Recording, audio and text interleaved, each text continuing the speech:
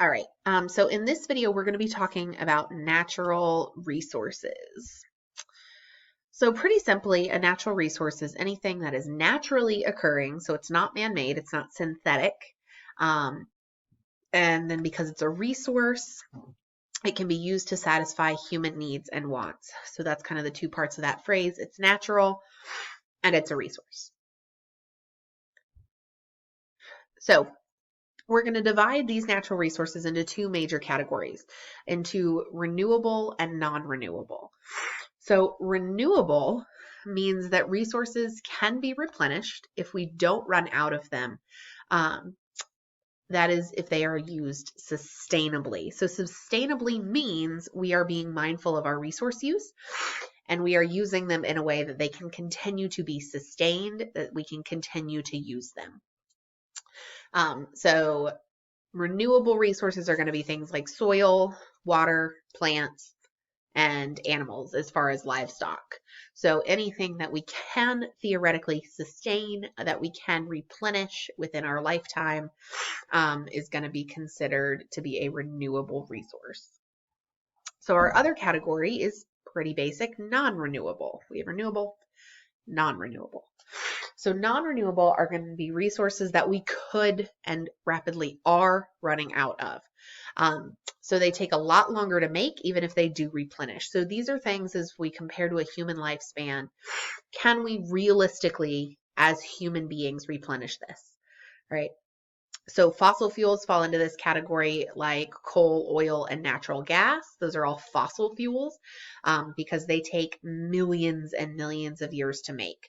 So because they do take millions of years to make, they are not considered to be renewable, even though they do technically replenish. And then other rocks and minerals, because of the rock cycle, are also going to be replenished, but at a very, very slow rate. So we consider them to be non-renewable.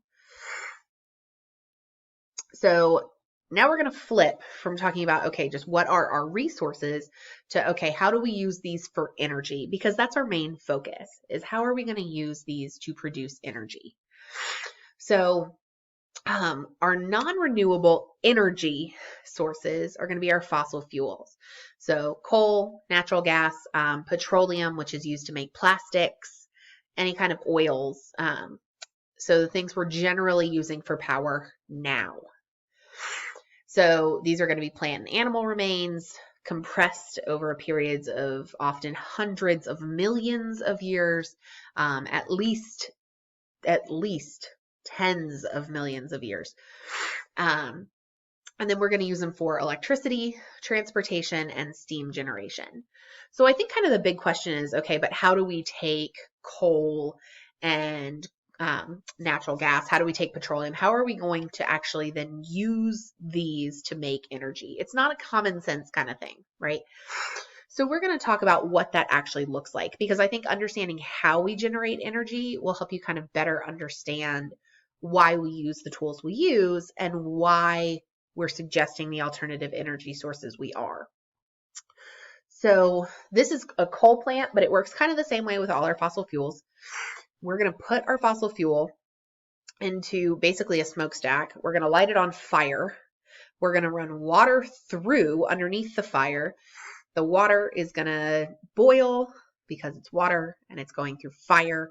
It's going to make steam. The steam is going to turn a turbine. The turbine is going to turn a generator that's going to convert kinetic energy into electricity.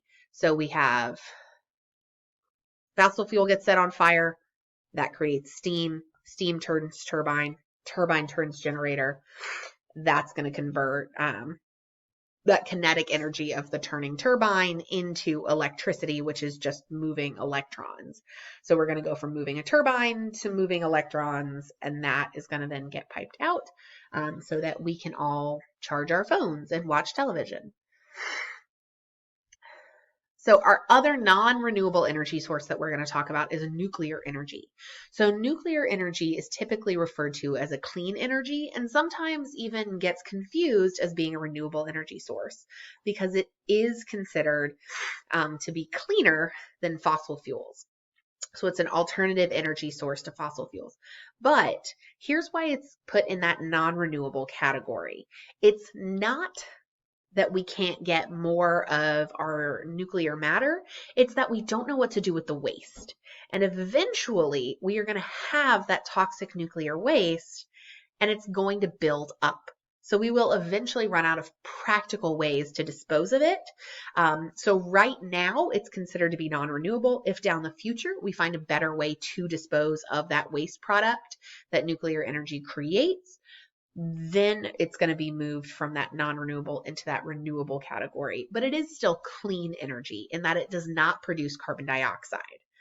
So when we burn the coal and the fossil fuel, it produces carbon dioxide. When we burn nuclear energy, it's just the steam, right?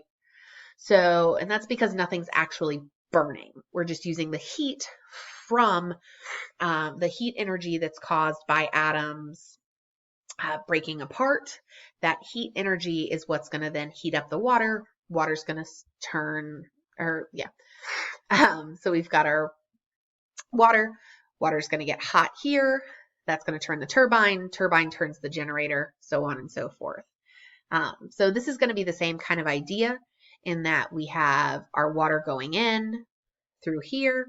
We're going to have our pump that's going to pumping this reactor fluid and these control rods. So this is where the actual atomic stuff is happening. That's going to get hot. That's going to turn this water into steam, steam, turbine, turbine, generator, power. All right, so now we're going to move into renewable energy, and this is going to sound familiar, right? But here's the trick. So if we have fossil fuels, it's non-renewable. We're going to run out of fossil fuels.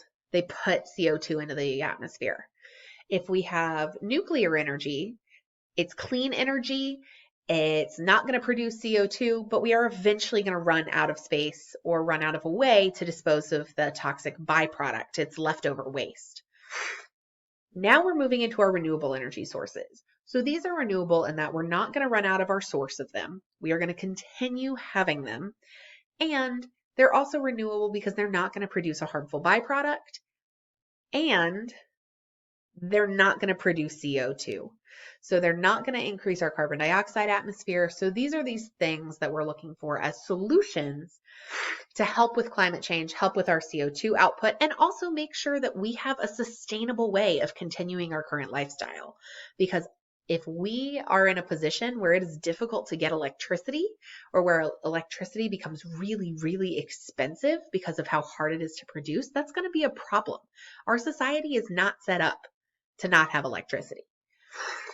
So our renewable energy sources, this first one is hydroelectricity. So hydro means water and then electricity, right? So it's going to be created using moving water. So there's actually two ways we do this. So the first way we think of is with dams. So what we do is we build a dam. The reason we do that is because we want the water to move from high to low. Water's always going to move from high to low. It's just what it does, right? So by building a dam, we have a source of high water because water will pile up on one side. Think about like putting a drain in a bathtub, right? And then it's going to flow out the bottom of the dam on the other side. So because we have consistent water running from high to low, we're going to have the water that's going to go through the dam. It's going to spin a turbine. Turbine spins the generator. You have electricity. So tidal energy is fairly new and compared to hydroelectric dams, but I think is a really interesting idea, especially for coastal places like North Carolina. So what we do is we basically build reservoir platforms where tides are already moving water. They're moving water 24 hours a day. So we're just taking advantage of that. And what we do is as the tide moves, there's a turbine. Turbine is hooked up to a generator. Turbine spins the generator, electricity. All right. So geothermal is one you might not have heard of before. So geo means earth, but again, like the rocky mineral crust of the earth, inner core, outer core mineral crust. So that geology, earth, and then thermal means heat. right? So we're taking geothermal, so it's Earth's heat. So if we have heat, we can create steam, and that's what we do. With geothermal energy, we're going to use Earth's internal heat. We're going to have steam. It's called dry steam because we're not actually heating water. We're using steam that Earth naturally puts out because it's hot, right? So we've got this steam heat. That's going to turn the turbine. Turbine turns the generator, electricity. All right, so wind and then tidal energy also kind of falls into this as well because it's the same type of turbine. It's just underwater instead of up in the air. So again, they kind of go hand in hand. So movement of turbines created by wind or tides is going to help to generate power. So wind, turbine, generator, power. All right, and finally, this is going to break the pattern. So everything else we've had heat makes turbines move, kinetic energy from the turbine becomes electrical energy in the generator. So everything else we've got kinetic energy moves to electricity, which is just basically very, very, very, very small kinetic energy because it's just atoms and electrons that are moving. Solar is going to be a little bit different. So it is powered by the sun. Yay, Earth's favorite resource. So solar panels are going to capture the sun's energy and they're going to turn it into usable electricity. But again, they're going to do it a little bit differently because you don't see giant panels with like circling things. There's nothing that's circling. There isn't a turbine here. Instead of taking advantage of kinetic energy to transfer into electricity, solar energy actually takes advantage of thermal energy. So solar cells are going to absorb the actual thermal energy from sunlight. They're going to take that heat, that thermal energy, and that's what's going to get converted. So we use special panels that basically are substances where their electrons naturally move when they get hot. So when they get heat, when you get that thermal energy is going to automatically make your electrons start moving. Moving electrons is all you need for electricity. That's what it is. So electrons are going to begin to flow, and then we're just going to capture those moving electrons. That's it.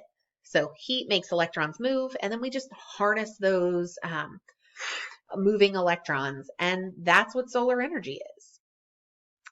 All right, so that is the end of our natural resources video. Be sure to write down any questions you have so that you can go over them with me.